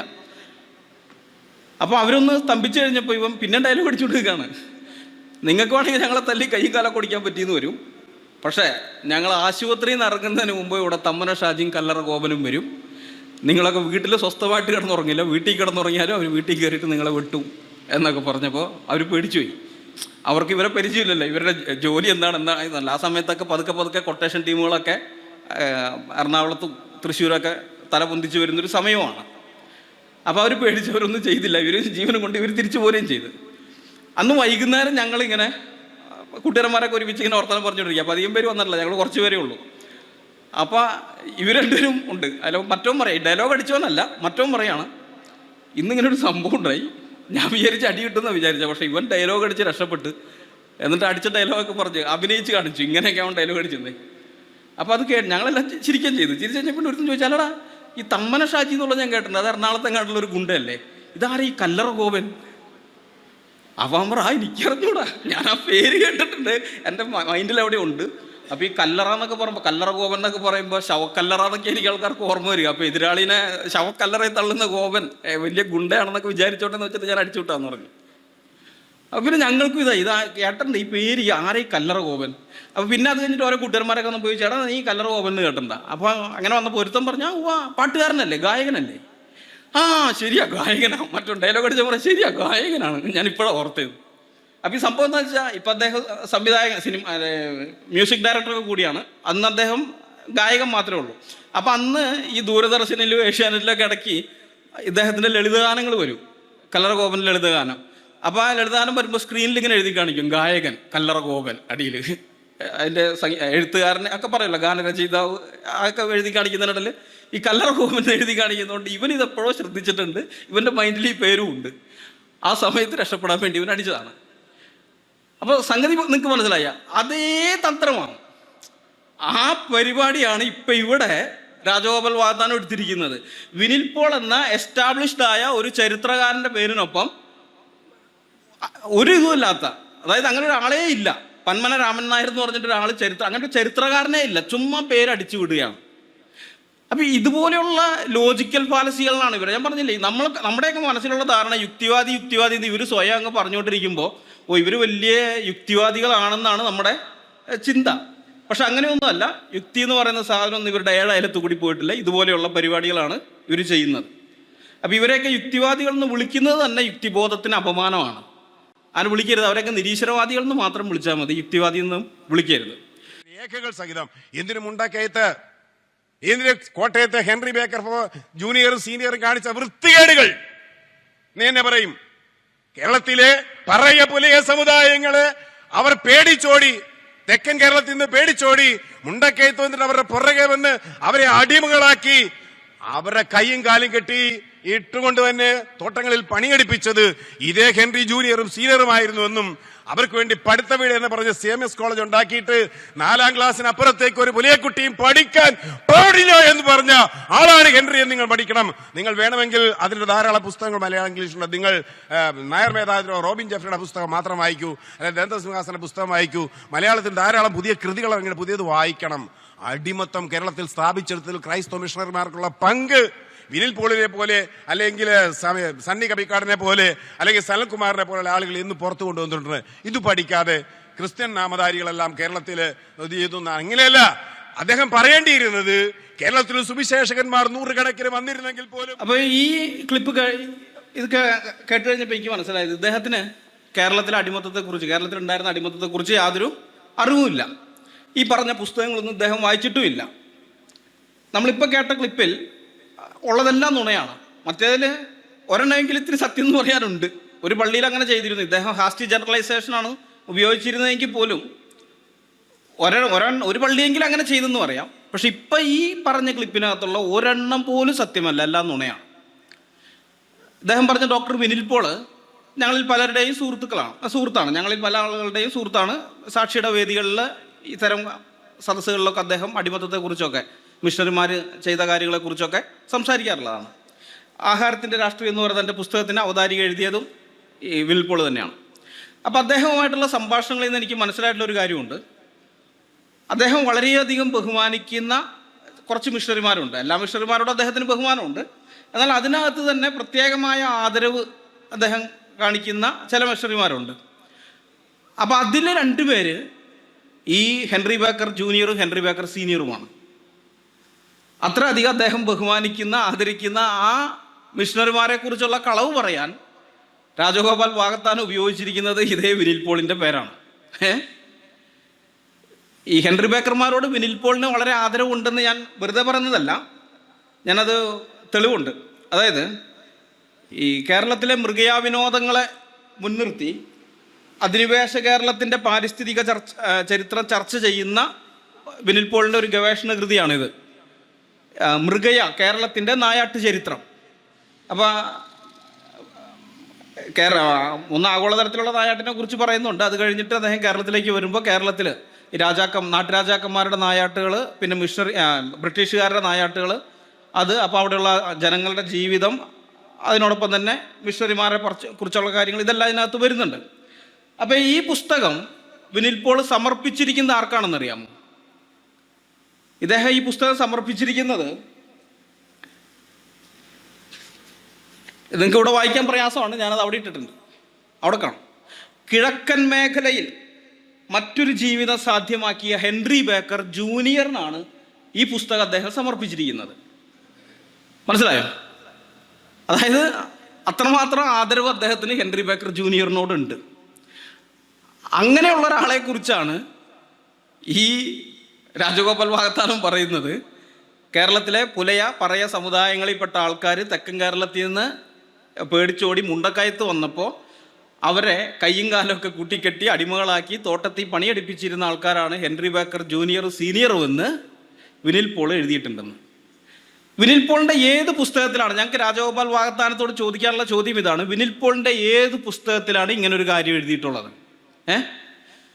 വിനിൽ പോൾ എഴുതിയിരിക്കുന്ന 5 പുസ്തകങ്ങൾ, അടിമകേരളത്തിൻ്റെ അദൃശ്യ ചരിത്രം, അത് അഞ്ചെണ്ണത്തിൽ ഒരെണ്ണം, തർക്കിത ഭൂതകാലം ഒഴികെ ബാക്കിയുള്ള 4 എൻ്റെ കൈവശപ്പോടെ ഇരിപ്പുണ്ട്. ദളിത് ചരിത്ര ദംശനം, അതുപോലെ കേരളത്തിൻ്റെ നായാട്ട് ചരിത്രം, മഞ്ചാടിക്കരി ഒളിച്ചോട്ടത്തിൻ്റെ ദൈവശാസ്ത്രം, തർക്കിത ഭൂതകാലം. അപ്പം ഇങ്ങനെ 5 എണ്ണമാണ് അദ്ദേഹം എഴുതിയിട്ടുള്ളത്. പിന്നെ 6ാമത് ഒരെണ്ണം അദ്ദേഹം ഒറ്റയ്ക്ക് എഴുതിയതല്ല, ഡോക്ടർ സനൽ മോഹൻ അദ്ദേഹത്തിൻ്റെ ഗുരുവും കൂടിയാണ്. സനൽ മോഹൻ സാറുമായി ചേർന്നിട്ട് കൈപ്പറ്റ ഹാബേൽ വിശ്വാസവും വിമോചനവും എന്ന് പറഞ്ഞ പുസ്തകം കൂടിയുണ്ട്. അപ്പം അങ്ങനെ മൊത്തം 6 പുസ്തകം. ഈ 6 പുസ്തകങ്ങളിൽ എവിടെയാണ് വിനിൽ പോൾ ഇങ്ങനെ ഒരു കാര്യം പറഞ്ഞിട്ടുള്ളത്? ഹെൻറി ബേക്കർ സീനിയറും ജൂനിയറും കൂടി ചേർന്ന് ഈ മുണ്ടക്കയത്തിലേക്കൊക്കെ ഒളിച്ചോടി മുണ്ടക്കയത്തിലേക്ക് വരുന്ന അടിമകളെ, അല്ലെങ്കിൽ പുലയരും പറയരുമായിരിക്കുന്ന ആളുകളെയൊക്കെ കയ്യും കാലും ബന്ധിച്ച് തോട്ടത്തിൽ പണിക്ക് കൊണ്ടുപോയിന്ന് ഏത് പുസ്തകത്തിലാണ് പറഞ്ഞിട്ടുള്ളത്? ഞങ്ങൾ ഇദ്ദേഹത്തെ വെല്ലുവിളിക്കുകയാണ്, രാജഗോപാൽ വാകത്താനത്തിനെ വെല്ലുവിളിച്ചുകൊണ്ട് ചോദിക്കുകയാണ്, ഏത് പുസ്തകത്തിലാണ് ഇങ്ങനൊരു കാര്യം അദ്ദേഹം പറഞ്ഞിട്ടുള്ളത്? ഒരു പുസ്തകത്തിലും ഇല്ല, ഒരൊറ്റ പുസ്തകത്തിലും വിനിൽ പോൾ എഴുതിയ ഒരൊറ്റ പുസ്തകത്തിലും ഇല്ല. നേരെ തിരിച്ച് എഴുതിയിട്ടുണ്ട് വിനിൽ പോൾ, ഇഷ്ടം പോലെ എഴുതിയിട്ടുണ്ട് വിനിൽ പോൾ. എന്താണ്? ഈ ഉടമകളുടെയൊക്കെ കണ്ണ് വെട്ടിച്ച് പടിഞ്ഞാറൻ പ്രദേശങ്ങളിൽ നിന്ന് മുണ്ടക്കയം പോലെയുള്ള മുണ്ടക്കയം പോലെ അല്ല, ആദ്യകാലത്ത് മുണ്ടക്കയത്തേക്ക് മാത്രമാണ് ഈ ഒളിച്ചോടി വന്നുകൊണ്ടിരുന്നത്. മുണ്ടക്കയത്തേക്കൊക്കെ ഒളിച്ചു ഓടി വന്നിരുന്ന പുലയരും പറയരും മീഴവരുമായിരുന്ന ഈ അടിമ സമുദായങ്ങളിൽപ്പെട്ട ആൾക്കാരെ ഭക്ഷണവും മറ്റും കൊടുത്ത് അഭയം കൊടുത്ത് സംരക്ഷിച്ചിട്ടുള്ള ആളാണ് ഹെൻറി ബേക്കർ ജൂനിയർ എന്ന് എഴുതിയിട്ടുണ്ട്. മനസ്സിലായോ? അവരെ സംരക്ഷിച്ച ആളാണ്, ഈ അടിമകളെയൊക്കെ ഒളിച്ചോടി വരുന്ന അടിമകളെയൊക്കെ സംരക്ഷിച്ച ആളാണ് ഹെൻറി ബേക്കർ ജൂനിയർ. ആ കാര്യം അദ്ദേഹം വ്യക്തമായിട്ട് എഴുതിയപ്പോൾ ഈ രാജഗോപാൽ വാകത്താൻ അതെടുത്ത് നേരെ തിരിച്ചാണ് പറയുന്നത്. അവരൊരിക്കലും ചെയ്തിട്ടില്ലാത്ത, അവരങ്ങനെ ചെയ്തു എന്ന് വിനിൽ പോൾ ഒരിക്കലും എഴുതിയിട്ടില്ലാത്ത കാര്യം വിനിൽ പോളിൻ്റെ തല വയ്ക്കുകയാണ്. ഈ അതുമാത്രമല്ല, ഹെൻറി ബേക്കർ ജൂനിയറിന് മുണ്ടക്കയത്താകട്ടെ വേറെ എവിടെയാകട്ടെ, മുണ്ടക്കയത്തോ മൂന്നാറിലോ അല്ലെങ്കിൽ പീരുമേട്ടോ എവിടെയാകട്ടെ ഒരു തോട്ടവും ഉണ്ടായിരുന്നില്ല.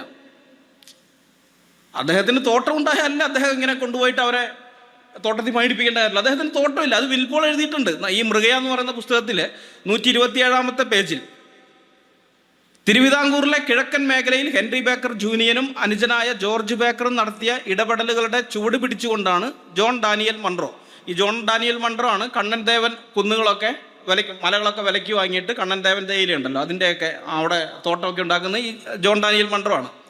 അപ്പോൾ ജോൺ ഡാനിയൽ മൺറോ ഹൈ റേഞ്ചിലേക്ക് എത്തിച്ചേരുന്നത്. ബേക്കർ ജൂനിയറിന് തോട്ടം മേഖലയുമായി യാതൊരു ബന്ധവുമില്ലായിരുന്നു എന്നതാണ് വാസ്തവം. എന്നാൽ അനിയൻ ജോർജ് ബേക്കർ ആകട്ടെ ഒരു പ്ലാന്ററായിരുന്നു. ഹെൻറി ബേക്കർ ജൂനിയറിന് തോട്ടം മേഖലയുമായിട്ട് ഒരു ബന്ധമില്ല. അദ്ദേഹത്തിന് തോട്ടങ്ങളൊന്നും ഉണ്ടായിരുന്നില്ല. എന്നിട്ടും പറയാണ് അദ്ദേഹം ഇവരെയൊക്കെ പിടിച്ച് ചങ്ങലക്കിട്ട് തോട്ടത്തിൽ പണിയെടുപ്പിച്ചിരുന്നു.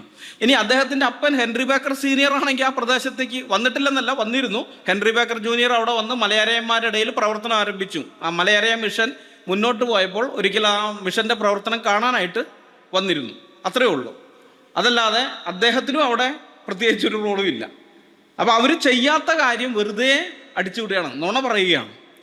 ഇപ്പം നുണകൾ പറയാൻ ഇവർക്ക് യാതൊരു മടിയുമില്ല, ഒരു മടിയുമില്ല. ധാർമ്മികത എന്ന് പറയുന്നത് ആ സംവാദത്തിൻ്റെ വിഷയം ധാർമ്മികത എന്നുള്ളതായിരുന്നു. ധാർമ്മികത എവിടെയാണ്?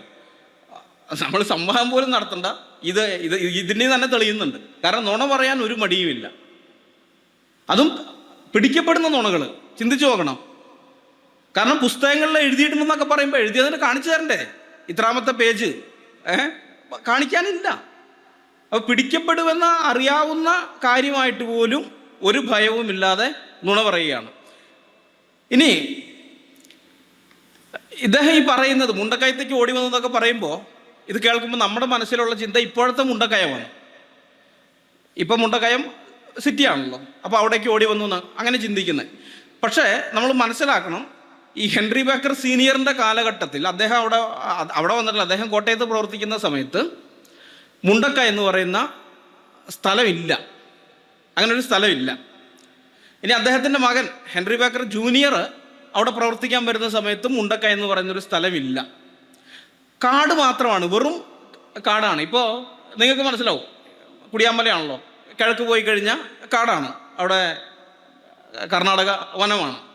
അപ്പോൾ നിങ്ങൾ മൊത്തം ആ പ്രദേശത്തിന് അത് ചിലപ്പോൾ 100-200 ചതുരശ്ര കിലോമീറ്ററൊക്കെ കാണും. ആ പ്രദേശത്തിനെ മൊത്തം കാടെന്ന് പറയുന്നല്ലാതെ ഒരു പ്രത്യേക പോയിന്റിനെ ഒരു സ്ഥലവും നമ്മൾ പേരിട്ട് വിളിക്കില്ല. ഇപ്പം നമ്മൾ എവിടെയാണെങ്കിൽ ഇപ്പോൾ ഇത് കുടിയാമല, അടുത്ത സ്ഥലം അവിടെ ഒരു സ്ഥലപ്പേരുണ്ട്, തൊട്ടടുത്തുള്ള സ്ഥലം, അതിൻ്റെ അപ്പുറത്തേലും അല്ലെങ്കിൽ അടുത്ത ബസ് സ്റ്റോപ്പ്, അധികം ദൂരത്തേക്കൊന്നും പോകണ്ട, അടുത്ത ബസ് സ്റ്റോപ്പ് വരുമ്പോൾ ആ ബസ് സ്റ്റോപ്പ് അതൊരു പേരാണ്, ഒരു സ്ഥലപ്പേരാണ്. അടുത്ത ബസ് സ്റ്റോപ്പ് അത് വേറൊരു സ്ഥലപ്പേരാണ്. അങ്ങനെ അടുത്തടുത്തടുത്ത് പേരുകളുണ്ട്. ഇതുപോലെയൊന്നും കാട്ടിനകത്തില്ലല്ലോ. അത് എത്ര ചതുരശ്ര കിലോമീറ്റർ ആയാലും നമ്മൾ അതിനെ വനന്നേ പറയുള്ളൂ. അതാണ് ആ കാലത്ത് ഈ മുണ്ടക്കയം എന്ന് പറയുന്നത്. ഇന്നത്തെ മുണ്ടക്കയം, അതുപോലെ കുട്ടിക്കാനം, കോരിത്തോട്, പരുന്തുംപാറ, മേലുകാവ്, മുട്ടം, തൊടുപുഴ, വാഗമൺ, ഈ പ്രദേശങ്ങളെല്ലാം വനത്തിൻ്റെ ഇതിലാണ്. പിന്നെ ചിലയിടങ്ങളിലൊക്കെ അമ്പലവും മറ്റൊക്കെ ഉള്ളതുകൊണ്ട് ആ പ്രദേശത്തിന് എന്തെങ്കിലും ഒരു പേര് കാണുമായിരിക്കും. അത്രയേ ഉള്ളൂ. അതല്ലാതെ വലിയ സിറ്റിയൊന്നുമല്ല. ഇന്നതൊക്കെ വലിയ ടൗണുകളായിരിക്കുന്നത്, സിറ്റികളൊക്കെ ആയിരിക്കുന്നതിൻ്റെ കാരണം ക്രിസ്ത്യൻ മിഷണറിമാരാണ്. അവരവിടെ ചെന്ന് അവിടെ ആദിവാസികളൊക്കെ ഉണ്ടായിരുന്നു. അതിനകത്ത് ആദിവാസികളുണ്ട്. ആദിവാസികൾ സ്ഥിരമായിട്ടല്ല, പല കൂട്ടരുണ്ട്. മലയാരയന്മാരുണ്ട്, ഉള്ളാടന്മാരുണ്ട്, വേടർ, പല കൂട്ടരാണ്. അപ്പോൾ ഇവരൊന്നും അവിടെ സ്ഥിരവാസികളല്ല. അവർ കുറച്ച് നാൾ അവിടെ താമസിക്കും, അപ്പോൾ എന്തെങ്കിലും കൃഷിയൊക്കെ ചെയ്യും. അത് കഴിഞ്ഞ് അവിടെ നിന്ന് പോകും. അവിടെ നിന്ന് പോയിട്ട് വേറെ സ്ഥലത്ത് ഇതേപോലെ കാടൊക്കെ വെട്ടിത്തെളിച്ച് അവിടെ എന്തെങ്കിലും കൃഷി ചെയ്യും, പിന്നെ അവിടെ നിന്ന് പോകും. ഇങ്ങനെയൊക്കെ ചുറ്റിത്തിരിഞ്ഞ് പിന്നെ ആദ്യത്തെ സ്ഥലത്ത് 10-12 കൊല്ലം കഴിഞ്ഞിട്ടാണ് വരാം. അപ്പോഴേക്കും ഇവിടുത്തെ മണ്ണെല്ലാം വീണ്ടും ഫലഭൂയിഷ്ടമായിട്ടുണ്ടാവും. അപ്പം അങ്ങനെയാണ് കാട്ടിനകത്ത് നാടോടി ജീവിതം നയിക്കുന്ന ആളുകളാണ് അവർ. അതേ ഉണ്ടായിരുന്നുള്ളൂ. അതിനകത്ത് സ്ഥലപ്പേരുകളെന്ന് പറയാനൊന്നും ഉണ്ടായിരുന്നില്ല. ഈ മുണ്ടക്കയം എന്നുള്ള പേര് കൊടുത്തതുപോലും ഹെൻറി ബേക്കർ ജൂനിയറാണ്. കാട്ടിനകത്തുള്ള ആ പ്രദേശത്തിനൊരു പേര് കൊടുത്തതുപോലെ ഇദ്ദേഹമാണ്. ഞാൻ ഇതും കൂടി പറയാം. വിൽപോളിൻ്റെ ഒരു പുസ്തകമാണ് ഇത്, അടിമ കേരളത്തിൻ്റെ അദൃശ്യ ചരിത്രം എന്ന് പറയുന്നത്. ആ പുസ്തകത്തിൽ നിന്ന് ഞാനിത് വായിക്കാം. ഇദ്ദേഹം എങ്ങനെയാണ് ഹെൻറി ബേക്കർ ജൂനിയർ, കോട്ടയത്തുണ്ടായിരുന്ന ഹെൻറി ബേക്കർ ജൂനിയർ മുണ്ടക്കയത്ത് എത്തിപ്പെട്ടത്, അല്ലെങ്കിൽ വനത്തിനിടയിൽ എത്തിപ്പെട്ടെന്നുള്ള കാര്യമാണ് ഇതിൽ പറയുന്നത്. ഞാൻ, അതായത് ബേക്കർ, പള്ളത്ത് എൻ്റെ പഠനമുറിയിൽ ആയിരിക്കുമ്പോൾ എന്നെ കാണുവാൻ കാഴ്ചയ്ക്ക് അസാധാരണമായ ചില ആളുകൾ വന്നിരിക്കുന്നു എന്ന് എൻ്റെ ഇളയ മകൾ മുറിയിൽ വന്ന് പറഞ്ഞു. ഇത് 1848 അവർ കിഴക്ക് മലകളിൽ നിന്ന് വന്ന 5 പേരായിരുന്നു. തങ്ങളുടെ സ്ഥലത്ത് സ്കൂളുകൾ തുടങ്ങണമെന്ന അപേക്ഷയുമായിട്ടാണ് അവർ വന്നത്. കപ്യാർ കുര്യൻ എന്ന ഒരു റോമാ സുറിയാനിയായിരുന്നു അവരുടെ വഴികാട്ടി. ഇത് ഹെൻറി ബേക്കർ അദ്ദേഹത്തിൻ്റെ ഹിൽ അറയൻസ് ഓഫ് ട്രാവൻകൂർ എന്ന് പറഞ്ഞ പുസ്തകത്തിൽ നിന്ന് എടുത്തിരിക്കുന്നതാണ്. വീണ്ടും ഇതേ ദൗത്യമായി അവർ ബേക്കറിൻ്റെ അടുക്കൽ ചെന്നു. തിരക്കുകളും വളർന്നുകൊണ്ടിരിക്കുന്ന പുതിയ സഭകളും കാരണം ബേക്കർ വിസമ്മതിച്ചു. കാടിനുള്ളിൽ 45 മൈലുകൾ ദൂരത്തുള്ള പ്രദേശത്ത് റോഡുകളുമില്ലായിരുന്നു. ഇതേ ആവശ്യവുമായി വീണ്ടും അവർ മലയിറങ്ങി വന്നു. മലയിൽ നിന്ന് ഒടുവിൽ വന്നവരിൽ ഒരാൾ, സായിപ്പ് അവർകളെ, ഈ 5 പ്രാവശ്യം ഞങ്ങൾ വന്നിരിക്കുന്നു. സത്യമായും ഒരറിവും ഞങ്ങൾക്കില്ല. നിങ്ങൾ ഞങ്ങളെ പഠിപ്പിക്കുമോ? ഞങ്ങൾ മരിക്കുകയും മൃഗങ്ങളെപ്പോലെ അടക്കപ്പെടുകയും ചെയ്യുന്നു. മറ്റൊരാൾ, സായിപ്പ് അവർകളെ, വിഷൂചിക എന്ന് പറയുന്നത് കോളറയാണ്. വിഷൂചികയും പനിയും പിടിച്ച് എൻ്റെ കുടുംബത്തിലെ 5 പേർ ഈയിടെ മരിച്ചു. അവർ എവിടെ ആയിരിക്കുമോ പോയത്. മൂന്നാമതൊരാൾ, നിങ്ങൾ ഞങ്ങൾക്ക് പണം തരേണ്ട സായിപ്പ് അവർകളെ, ധാരാളം നെല്ല് ഞങ്ങൾക്കുള്ളതിനാൽ സാമ്പത്തിക സഹായം ഒന്നും ഞങ്ങൾക്ക് ആവശ്യമില്ല. ഇത് ചർച്ച് മിഷൻ ഗ്ലീസണിൽ നിന്ന് ബിൽപോൾ ഉദ്ധരിച്ചിരിക്കുന്നതാണ് കേട്ടോ. ഇത്തരത്തിലുള്ള തുടർച്ചയായ സമ്മർദ്ദത്തിന് വഴങ്ങിയാണ് ബേക്കർ കിഴക്കൻ മേഖലയിലെ മലയരയ ഗ്രാമങ്ങളിലേക്ക് ചെല്ലുന്നത്. ഡോക്ടർ വിനിൽ പോൾ, അടിമകേരളത്തിൻ്റെ അദൃശ്യചരിത്രം, പേജ് 122, 123. അപ്പോൾ ഇവരിങ്ങനെ പിന്നെയും നിർബന്ധിച്ചുകൊണ്ടിരുന്നു. ഇദ്ദേഹത്തിൻ്റെ അടുക്ക് വന്നിട്ട് വരണം, ഞങ്ങളെ പഠിപ്പിക്കണം, ഞങ്ങളുടെ ആളുകൾ. അപ്പോൾ പള്ളത്തും മറ്റുമൊക്കെ അദ്ദേഹം അവിടെ ഉണ്ടായിരുന്ന അടിമകൾക്ക് വേണ്ടിയിട്ട് സ്കൂളുകളൊക്കെ തുറന്നിരുന്നു. ഹെൻറി ബേക്കർ ജൂനിയർ സ്ലേവ് സ്കൂളുകൾ എന്ന് കേരളത്തിൻ്റെ ചരിത്രത്തിൽ അറിയപ്പെടുന്നത്. അപ്പോൾ അതിനെക്കുറിച്ചൊക്കെ ഇവർക്കറിയാം. ഈ ആളുകളൊക്കെ കേട്ടിട്ടൊക്കെയാണ് വരുന്നത്. ഇദ്ദേഹത്തിൻ്റെ അടുക്കെ വരികയാണ്, ഞങ്ങളെ ഇത് ചെയ്യണമെന്നും പറഞ്ഞിട്ട്, ഞങ്ങളുടെ പിള്ളേരെ പഠിപ്പിക്കണമെന്ന് പറഞ്ഞു. അപ്പോൾ ഹെൻറി ബേക്കർ ജൂനിയറിന് ആദ്യം അതിൽ താല്പര്യം ഉണ്ടായിരുന്നില്ല. അദ്ദേഹം ഒഴിവാക്കാനൊക്കെ നോക്കി. പക്ഷേ ഇവർ വിട്ടുപോകുന്നില്ല. ഇവർ പിന്നെയും ഇതായിക്കൊണ്ടിരിക്കുകയാണ്. അങ്ങനെ അവസാനം അദ്ദേഹം പറയും, ശരി. 5ാമത്തെ പ്രാവശ്യം വന്നപ്പോൾ അദ്ദേഹം പറയും, ശരി, ഞാൻ വരാം, നിങ്ങളുടെ അടുക്കിലേക്ക് വരാമെന്ന് പറഞ്ഞൊരു ഡേറ്റൊക്കെ നിശ്ചയിക്കും. എന്നിട്ട് കാട്ടിനകത്ത് ഒരു പ്രത്യേക സ്ഥലം പറയും. ഒരു നദിയുടെ കരയ്ക്ക് പാറയൊക്കെ ഉള്ളൊരു പ്രദേശമാണ്. അപ്പോൾ അവിടെ വന്നാൽ മതി, ഞങ്ങളുടെ ആളുകൾ അവിടെ നിന്ന്. അത് തന്നെ ഈ പള്ളത്തുനിന്ന് 30 മൈലാണ്. 30 മൈൽ എന്ന് പറഞ്ഞാൽ 48 കിലോമീറ്റർ. 48 കിലോമീറ്റർ അപ്പുറത്ത് ഉള്ളിൽ കാട്ടിനകത്ത് ചെല്ലണം. പള്ളത്തുനിന്ന് 30 മൈലല്ല കേട്ടോ, സോറി. പള്ളത്തുനിന്ന് കാട് വരേക്കും കാളവണ്ടി പോകാൻ പറ്റും. അത് കഴിഞ്ഞിട്ട് പിന്നെ നടന്നു പോകേണ്ട ദൂരമാണിത്. നടന്നു പോകേണ്ട ദൂരമാണ് 30 മൈല്. അപ്പോൾ അവിടെ ചെന്നാൽ മതി. അവിടെ ഇവരുടെ ആളുകൾ കാത്തു നിൽക്കും. അവർ ഇദ്ദേഹത്തെ പിന്നെ അവിടെ നിന്ന് ഒരു 15 മൈല് പിന്നെയും ഉണ്ട്. അത് ഉള്ളിലേക്ക് പിന്നെ പോകണം. അപ്പോൾ അത് അവർ കൊണ്ടുപോകും എന്നൊക്കെ പറഞ്ഞിട്ടാണ്. അപ്പോൾ അങ്ങനെയൊക്കെ പറഞ്ഞ് റെഡിയാക്കിയിട്ട് ഹെൻറി ബേക്കർ ഈ പറഞ്ഞ ദിവസത്തിന് 2 ദിവസം മുമ്പേ വേറെ ചില സഹായികളെ അവിടേക്ക് അയക്കും. ഈ പറഞ്ഞ സ്ഥലത്ത് പോയിട്ടൊരു കുടിലൊക്കെ കെട്ടാൻ പറയും. കാരണം ഇത്രയും ദൂരം നടന്ന് അവിടെ ചെല്ലുമ്പോഴേക്കും സമയം ഇരുട്ടാവും. പിന്നെ രാത്രി അവിടെ നിന്ന് 15 മൈൽ പിന്നെ പോകാൻ പറ്റില്ല, ഇരുട്ടല്ലേ. അപ്പോൾ അന്ന് അവിടെ തങ്ങേണ്ടി വരും എന്ന് അറിയാമെന്ന് വിചാരിച്ചിട്ടാണ് ഇദ്ദേഹം ഇവരെ അയച്ചിട്ട് അവിടെ കുടിലൊക്കെ കെട്ടാൻ പറഞ്ഞിട്ട് ഈ പറഞ്ഞ സമയമാകുമ്പോൾ ഇദ്ദേഹം അനുജനെയും വിളിക്കും, ജോർജ് ബേക്കറിനെയും വിളിക്കും. അപ്പോൾ ജോർജ് ബേക്കർ കൃഷിക്കാരനാണ്. അദ്ദേഹത്തിന് മിഷണറി പ്രവർത്തനത്തിനോട് വലിയ താല്പര്യമില്ല. അപ്പം മിഷണറിയാണ്. ഇദ്ദേഹമാണെങ്കിൽ നമ്മുടെ ഹെൻറി ബേക്കർ ജൂനിയർ ആണെന്നുണ്ടെങ്കിൽ അദ്ദേഹം ലണ്ടനിൽ, ഇംഗ്ലണ്ടിൽ പോയി പഠിച്ചതാണ്. അദ്ദേഹം അവിടുത്തെ ഒരു സുവോളജിസ്റ്റൊക്കെ ആയിരുന്നു അദ്ദേഹം. അവിടുത്തെ ചില ഈ ശാസ്ത്ര കൂട്ടായ്മകളിലൊക്കെ, സയൻസ് ഇതിനകത്ത് കൂട്ടായ്മകളിലൊക്കെ മെമ്പറാണ്. അപ്പോൾ അവിടെ കുറേ നാൾ ജോലി ചെയ്തിരുന്നതാണ്. പക്ഷേ മിഷണറി ആണെന്നുള്ള ആഗ്രഹത്തിൽ പിന്നെ അതൊക്കെ വിട്ടിട്ട് തിരിച്ചിങ്ങോട്ട് നാട്ടിൽ വന്നതാണ്. അപ്പോൾ ഇദ്ദേഹം ജോർജിനെയും വിളിച്ചു. നെയ്യുമ്പോൾ അവിടെ നിനക്ക് പറ്റിയ എന്തെങ്കിലും സ്ഥലങ്ങൾ വാങ്ങി കൃഷി ചെയ്യാൻ പറ്റുന്ന എന്തെങ്കിലുമൊക്കെ ഉണ്ടാകും, നോക്കാമെന്നൊക്കെ പറഞ്ഞ് അങ്ങനെ ഇവർ രണ്ടുപേരും കൂടി ചെല്ലും. ഇവരേതാണ്ട് വൈകുന്നേരം ആയപ്പോൾ ഈ പറഞ്ഞ സ്ഥലത്തെത്തി. ഈ 30 മൈല് കാട്ടിനുള്ളിൽ കൂടെ പകൽ മുഴുവൻ നടന്നിട്ടാണ് അവിടെ ചെല്ലുന്നത്. പക്ഷെ അവിടെ ചെന്ന് കഴിഞ്ഞപ്പോൾ ഈ പണിക്കാർ ഇദ്ദേഹത്തിൻ്റെ കയ്യിൽ നിന്ന് പൈസ വാങ്ങി പോയതല്ലാതെ ഇവരവിടെ കുടിലും കെട്ടിയിട്ടില്ല, ഒന്നുമില്ല. അവിടെ ആരെയും കാണാനുമില്ല, മലയാളിയന്മാരും ഇല്ല. ഇവരാകെ പെട്ട അവസ്ഥയായി. ഇനി തിരിച്ച് യാത്ര പോരാനും പറ്റില്ല. അപ്പോൾ അവിടെ തങ്ങാൻ തീരുമാനിച്ചു. അപ്പോൾ അവർ ഇത് പുതപ്പ് കൊണ്ടുപോയിട്ടുണ്ടായിരുന്നു. ആ പുതപ്പൊക്കെ മരത്തിൻ്റെ മുകളിലല്ല, താഴെ തന്നെ മരച്ചില്ലകളൊക്കെ വലിച്ചു കെട്ടി അതിൻ്റെ താഴെയൊക്കെ ചില്ലയൊക്കെ ഇതാക്കിയിട്ട് അവിടെ കിടന്ന് രാത്രി ഉറങ്ങാം എന്ന് തീരുമാനിച്ചു. എന്നിട്ട് അവരൊരു പാറയുടെ മുകളിൽ വൈകുന്നേരം ആയ സമയത്ത് ഒരു പാറയുടെ മുകളിലിരുന്ന് റെസ്റ്റ് എടുക്കുകയാണ്. അപ്പോൾ റെസ്റ്റ് എടുക്കുന്ന സമയത്ത് ഈ പുഴയുടെ തീരത്ത് തന്നെയാണിത്. അവിടെ ആ പുഴയിൽ വലിയൊരു കയമുണ്ട്. അപ്പോൾ ഈ കയത്തിലാണെന്നുണ്ടെങ്കിൽ അതിൻ്റെ ചുറ്റും കൊക്കുകളുണ്ട്. കൊക്കുകൾ എന്ന് പറഞ്ഞാൽ പക്കാ വെള്ള നിറത്തിലുള്ള കൊക്കല്ല.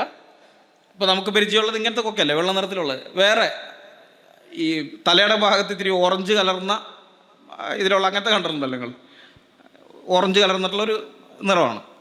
അപ്പോൾ ഇതിൻ്റെ പേര്, ഇതിനെ മുണ്ടി എന്നാണ് പറയുക, കാലിമുണ്ടി, മുണ്ടി എന്ന് പറയും. അപ്പോൾ ഈ മുണ്ടികൾ ഇത് ധാരാളം ഉണ്ട്. കാരണം ഈ ഇതിൻ്റെ അവിടെ നിന്ന് മീനുകളും ചെറുമീനുകളെയും തവളക്കുഞ്ഞുങ്ങളെയൊക്കെ കൊത്തി തിന്നാൻ മീനുകളൊക്കെ ഉണ്ട്. അപ്പോൾ ഈ മുണ്ടികൾ ധാരാളമുള്ള ഒരു കയമായതുകൊണ്ട് അദ്ദേഹം ആ സ്ഥലത്തിന് മുണ്ടിക്കയ എന്ന് പേരിടുകയാണ്. അതാണ് പിന്നീട് മുണ്ടക്കയമാകുന്നത്. ഇദ്ദേഹമാണ് പേരിടുന്നത്. അപ്പോൾ അവരവിടെ അന്ന് തങ്ങാൻ നിൽക്കുമ്പോൾ കുറച്ച് കഴിഞ്ഞപ്പോണ്ട് ഈ തമിഴ്നാട്ടിൽ നിന്നുള്ള വ്യാപാരികൾ വള്ളത്തിൽ പോകുന്നുണ്ട്. അപ്പോൾ ഇവരെ കണ്ടപ്പോൾ അടുത്ത് വന്നു. അവരപ്പോൾ ഒരു ടെൻ്റൊക്കെ കൊടുക്കുന്നുണ്ട്. അവർ അന്ന് അവിടെ തന്നെ തങ്ങാനാണ് പ്ലാൻ ഇട്ടിരിക്കുന്നത്. രാത്രിക്ക് വേണ്ടിയിട്ട് ഒരു ബ്ലാങ്കറ്റ് ടെൻറ്റ് പുതപ്പുകൊണ്ടുള്ള ഇതൊക്കെയാണ്. അങ്ങനെ രാത്രി അവരവിടെ തങ്ങി. പിറ്റേ ദിവസം രാവിലെ വീണ്ടും ഒരു ഉൾക്കാട്ടിലേക്ക് പോയി കഴിഞ്ഞപ്പോൾ കുറച്ചും കൂടി പോയപ്പോൾ ഈ മലയാളിമാർ അവിടെ നിൽക്കുന്നത് കണ്ടു. അപ്പോൾ അവർക്കൊരു സംശയം ഉണ്ടായി. സായിപ്പിനെ പലവട്ടം പോയി വിളിക്കുന്നത് വരുന്നില്ല, ഇനി സായിപ്പ് വന്നില്ലെങ്കിലോ എന്ന് വെച്ചിട്ട് അവർ വരണോ വേണ്ടെന്നുള്ള നിലയിലെ ഇടയിലും ഇങ്ങനെ നിൽക്കുകയാണ്. അവരെ ഊരിന്ന് പറഞ്ഞു വിട്ടതാണ്. ഊരിന്ന് പറഞ്ഞു വിട്ടെങ്കിൽ ഇവിടം വരെ എത്തിയിട്ടില്ല, അവിടെ നിൽക്കുകയായിരുന്നു. അങ്ങനെ ഇവർ അദ്ദേഹത്തെ വിളിച്ച് അകത്തേക്ക് ഉൾക്കാട്ടിലേക്ക് പോകുന്നു. ഉൾക്കാട്ടിൽ പിന്നെ ഒരു 15 മൈലോളം നടന്ന് അവർ കൊമ്പുകുത്തി എന്ന് പറയുന്നൊരു സ്ഥലത്തെത്തുകയാണ്. ഈ കൊമ്പുകുത്തി എന്ന് പറയുന്നത് ഒരു ഗ്രാമമാണ്. അതിനാ പേര് വരാൻ കാരണം ഒരു മലയുടെ താഴെയാണ്. ആ മല കൊമ്പ് കുത്തി കിടക്കുന്ന ആനയുടെ ഷേപ്പിലാണ് ആ മല. അതുകൊണ്ടാണ് അതിന് കൊമ്പുത്തിരാം എന്ന് പറയുന്നത്. അങ്ങനെയാണ് ഈ മലയരയ മിഷൻ. ഇദ്ദേഹം ഹെൻറി ബേക്കർ അവിടെ ചെന്ന് ഇവരുമായിട്ട് സംസാരിക്കും. അവരോട് കാര്യങ്ങളൊക്കെ പറയും. അപ്പോൾ അവർക്ക് സ്കൂളുകൾ പണിയണം ഒന്ന്, പിന്നെ അവർക്ക് അവരുടെ മരിച്ചുപോയ ആൾക്കാരെ അവിടെ പോയി എന്ന് അറിയണം, മരിച്ചു കഴിഞ്ഞാൽ എവിടെ ചെല്ലും, ഞങ്ങളുടെ ഭാവി എന്താണെന്ന് അറിയണം. ഇതൊക്കെയാണ് അവർക്ക് അറിയേണ്ടത്. അപ്പോൾ അദ്ദേഹം അവരോട് സുവിശേഷമൊക്കെ പറയുകയും അപ്പോൾ പറയുന്നുണ്ട്. നല്ല രസമാണ് അദ്ദേഹം പറയുന്നത്. ഒരു കാലത്ത് നിങ്ങളെപ്പോലെ തന്നെയായിരുന്നു ഞങ്ങൾ ഇംഗ്ലീഷുകാർ. നിങ്ങളുടെ ഈ പൂജാരിമാർ ഇന്ന് പറയുന്നത് പോലെ തന്നെയാണ് ഞങ്ങളുടെ മതത്തിലെ പൂജാരിമാർ അന്ന് ഞങ്ങളോട് പറഞ്ഞിരുന്നത്. പക്ഷെ അങ്ങനെ ഇരിക്കെ കുറച്ച് ആളുകൾ സുവിശേഷവുമായിട്ട് ഞങ്ങളുടെ നാട്ടിലേക്ക് വന്നു. അങ്ങനെ വന്നതുകൊണ്ടാണ് ഞങ്ങൾ മാറി, ഞങ്ങളുടെ നാട് മാറി, ഞങ്ങളുടെ നാട്ടിൽ നിന്ന് നിങ്ങളുടെ അടുക്കിലേക്ക് ഞങ്ങൾ വന്നത് അതുകൊണ്ടാണ്. അപ്പോൾ നിങ്ങൾക്കും രക്ഷയുള്ള മാർഗം അത് തന്നെയാണെന്ന് അവരോട് സുവിശേഷമൊക്കെ പറയുന്നുണ്ട്. അങ്ങനെയാണ് അവിടെ മലയാളിയ മിഷൻ പ്രവർത്തനം സ്റ്റാർട്ട് ചെയ്യുന്നത്. ഇദ്ദേഹം ആ പ്രവർത്തനം വളരെ ശക്തമായിട്ട് പോവുകയും അതിനെക്കുറിച്ചൊക്കെ അദ്ദേഹം അത് വിൽപോൾ തന്നെയൊക്കെ എഴുതുന്നുണ്ട്, കുറേ ഇതായിട്ട് എഴുതുന്നുണ്ട്. അതായത് വിൽപോൾ അവരുടെ ആ കഷ്ടപ്പാടും ഈ ദളിത് ചരിത്ര ദംശനം ഈ പുസ്തകത്തിനകത്താണ്. ദളിത് ചരിത്ര ദംശനത്തിനകത്ത് അല്ല, അവിടെ കാണില്ല, വളരെ നോക്കി താഴെയാണ്. അപ്പോൾ വിൽപോൾ ഒരു പ്രയോഗം, മിഷണറിമാരുടെ തന്നെ പ്രയോഗമാണ്, കടമെടുത്ത് പറയുന്നുണ്ട്. കാല് പാമ്പിനും തല ആനയ്ക്കും എന്നാണ് പറയുന്നത്. അത് കാല് പാമ്പിനും തല ആനയ്ക്കും എന്ന് പറയുന്നത് കാലിൽ പാമ്പ് കടിക്കാൻ സാധ്യതയുണ്ട്, തല ആന ചവിട്ടി താർക്കാനും സാധ്യതയുണ്ട്. മനസ്സിലായോ? കാല് പാമ്പിനും തല ആനയ്ക്കും. ഈ കാട്ടിനകത്ത് അവരുടെ പ്രവർത്തനത്തെക്കുറിച്ച് മിഷണറിമാർ പറയുന്നത് അതുപോലെയാണ്. എപ്പോൾ വേണമെങ്കിലും വിഷമേറ്റും മരിക്കാം, അല്ലെങ്കിൽ ആന ആക്രമിച്ചും മരിക്കാം. ഇവരെല്ലാം ഈ മലയാളിമാരെല്ലാം വീടുകൾ വെച്ചിരിക്കുന്നതെന്ന് പറഞ്ഞാൽ മരത്തിൻ്റെ മുകളിലാണ്. 25 അടി ഹൈറ്റുള്ള മരത്തിൻ്റെ മുകളിൽ അവർ ഏറുമാടം പോലെ പണിതിട്ടാണ് അതിൻ്റെ മുകളിലേക്കാണ് താമസിക്കുന്നത്. അങ്ങനെ ഇദ്ദേഹം അവരവിടെ ചെല്ലുകയും താമസിക്കുകയും പ്രവർത്തനം ആരംഭിക്കുകയും ചെയ്യും. അദ്ദേഹം കോട്ടയത്ത് വന്ന് അവിടെയുള്ള ആളുകളോട്, തദ്ദേശവാസികളായ മലയാളികളായ ആൾക്കാരോട് പറയും അവിടെ പ്രവർത്തനം ആരംഭിക്കുന്ന പറയുമ്പോൾ ആരും പോകാൻ തയ്യാറല്ല. ഒന്നാമത്തത് അവിടെ സ്ഥിരവാസമില്ല, ജനങ്ങളില്ല. ഇപ്പം സുവിശേഷ പ്രവർത്തനം എന്ന് പറയുന്നത് അവിടെ ഒരു സ്ഥലസഭ രൂപീകരിക്കുക എന്നുള്ളതാണല്ലോ. ആളുകൾ ക്രിസ്തുവിൽ വിശ്വസിച്ച് വരുന്നു, അവരെയൊക്കെ കൂട്ടിയിട്ട് അവിടെ ഒരു പള്ളി പണിയുന്നു എന്നുള്ളതാണ്. ഇതത് പണിയാൻ പറ്റില്ല. ഇവരവിടെ കുറച്ച് നാളുണ്ടാവും, പിന്നെ അടുത്ത സ്ഥലത്തേക്ക് പോകും, പിന്നെ അടുത്ത സ്ഥലം, അങ്ങനെ പോവുകയാണ്. അപ്പോൾ അവിടെ പോയി പ്രവർത്തിച്ചിട്ട് കാര്യമൊന്നുമില്ല. ഒന്ന്, അതിനേക്കാളും പ്രധാനം ഇത്രയും ദൂരം കാട്ടിനകത്ത് കൂടി നടക്കണം. 72 കിലോമീറ്ററോളം ഇവരവിടേക്ക് നടക്കണം. കോട്ടയത്തു നിന്ന് 72 കിലോമീറ്റർ നടക്കുന്നത് മാത്രമല്ല, മലമ്പനി പോലെയുള്ള പല അസുഖങ്ങൾ വരുന്നുണ്ട്. അങ്ങനെ എല്ലാം കൊണ്ട് ബുദ്ധിമുട്ടാണ്. അപ്പോൾ അവർ തയ്യാറല്ല എന്ന് പറയും.